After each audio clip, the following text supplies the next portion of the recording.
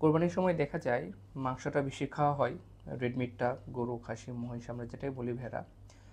Red মিটটা বেশি খাওয়া হয়। রেড মিট বেশি খেলে ইউরিক অ্যাসিডের পরিমাণটা বেড়ে যেতে পারে। সমস্যাটা কি সবার হয়? আসলে সবার হয় না। যাদের আগে থেকে ইউরিক অ্যাসিডের সমস্যাটা থাকে বা যারা আগে থেকে ইউরিক অ্যাসিড কমানোর জন্য ওষুধ খান বা আগেও দু একটা সিমটম ফিল করেছেন ইউরিক অ্যাসিড বেশি থাকার জন্য, তাদের ক্ষেত্রে সমস্যাটা বেশি হতে পারে। হঠাৎ করে ইউরিক অ্যাসিডের পরিমাণটা একটু বেড়ে যেতে পারে, যার ফলে বিভিন্ন জয়েন্ট পেইন হতে পারে, জয়েন্ট ফুলে যেতে পারে, জয়েন্ট লাল হয়ে যেতে পারে। এই ধরনের যদি কোনো সমস্যা দেখা দেয় তাহলে আপনি অবশ্যই আপনার নিকটবর্তী ডাক্তারের পরামর্শ নিন।